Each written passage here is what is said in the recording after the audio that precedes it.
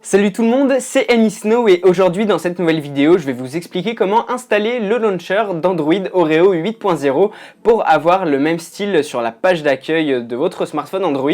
Donc si vous ne connaissez pas encore Android 8.0 Oreo, le nom de la mise à jour, est la toute dernière version qui est sortie d'Android et qui sera disponible vraiment dans très longtemps sur vos appareils, voire pas du tout, parce qu'avec Android le système des mises à jour est compliqué, parce qu'il faut que chaque constructeur adapte chaque version d'Android à son smartphone, vu que chaque smartphone a des caractéristiques différentes comparées aux iPhones. Donc c'est pour ça que vous risquez probablement de ne pas voir cette mise à jour, et grâce à ce launcher, celui que vous allez voir dans cette vidéo, eh bien vous allez pouvoir avoir à peu près la même apparence et vous allez voir, c'est stylé et pas très difficile à faire.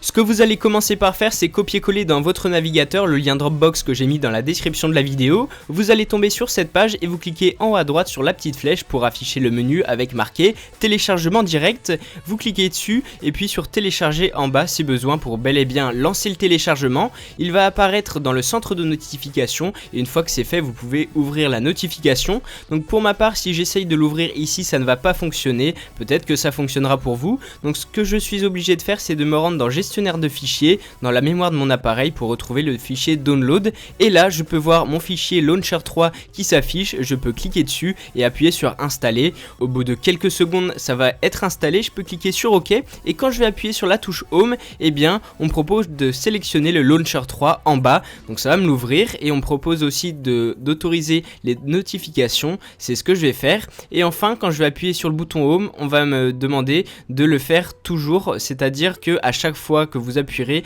vous n'aurez pas cette confirmation à faire.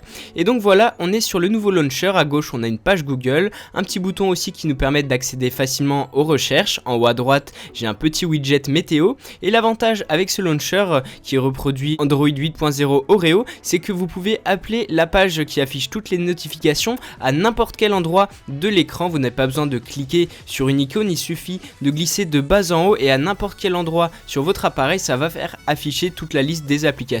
Donc c'est une des nouveautés d'Android 8.0 et c'est assez pratique d'accéder comme ça super rapidement à toutes les notifications. Et vous avez à peu près la même chose pour accéder aux notifications. Il suffit de glisser n'importe où sur l'écran quand vous êtes sur la page d'accueil, de haut en bas, pour afficher la liste des notifications, de la même manière que pour la liste des icônes de toutes vos applications, mais là ça va être pour les notifications. Donc c'est assez pratique et puis ça permet de changer un petit peu de ce qu'on a d'habitude. Et ensuite, eh bien, je vais vous expliquer comment ça se passe si vous voulez quitter ce launcher.